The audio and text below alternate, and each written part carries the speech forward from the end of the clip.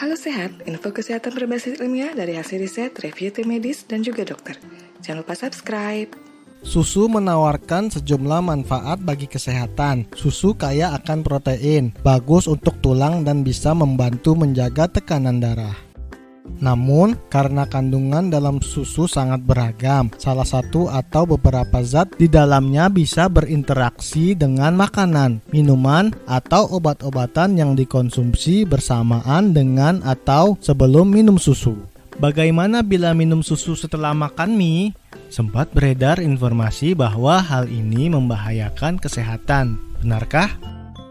Susu bisa dikategorikan sebagai makanan yang mengandung karbohidrat, protein, serta lemak. Pada beberapa orang, konsumsi susu memang bisa menyebabkan sakit perut, diare, kembung, atau mual. Hal ini disebut intoleransi laktosa atau umum dikenal sebagai alergi susu. Orang dengan kondisi ini, usus kecilnya tidak bisa menghasilkan cukup enzim laktase untuk mencerna laktosa dalam susu. Bagi mereka yang mengalami kondisi ini, disarankan untuk mengganti susu sapi dengan susu yang berasal dari tanaman seperti susu kedelai, susu almond, dan sebagainya.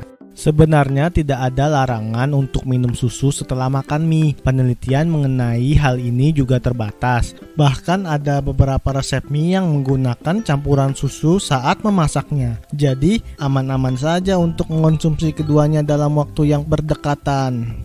Bila ada yang pernah mengalami sakit perut atau diare akibat minum susu setelah makan mie, kemungkinannya ia memang mengalami alergi susu atau mie yang dia makan sebelumnya terlalu pedas. Selain mie, obat dan jenis makanan lainnya juga terkadang dipertanyakan apakah bisa dimakan bersamaan dengan susu.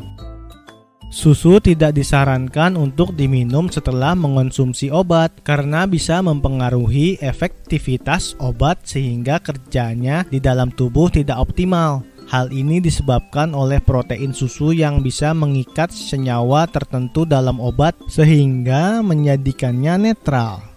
Susu juga tidak sebaiknya diminum bersamaan atau setelah mengkonsumsi makanan yang sifatnya asam, misalnya jeruk. Campuran keduanya bisa menyebabkan protein susu mengendap kemudian mengganggu sistem pencernaan.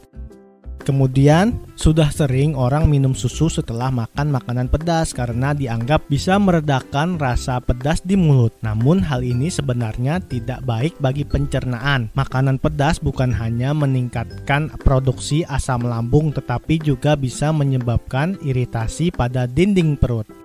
Makanan pedas jika digabungkan dengan susu dalam waktu singkat bisa memperburuk kondisi ini, kemudian mengakibatkan gangguan pencernaan. Akibat dari interaksi ini adalah rasa penuh di ulu hati dan kembung. Namun, bila diberi selang 30 menit, susu justru akan menurunkan produksi asam lambung akibat makanan pedas serta membantu proses pencernaan. Lebih amannya, sebaiknya minum air putih saja setelah makan. Beri selang waktu setengah jam sebelum minum atau mengonsumsi makanan lain untuk memberi waktu bagi tubuh menjalankan proses pencernaan yang optimal. Semoga informasi ini bermanfaat. Tulis pendapat dan pertanyaan di kolom komentar bila ada yang ingin disampaikan. Info yang kami berikan telah melalui validitas informasi kesehatan yang aktual dengan pendekatan ilmiah.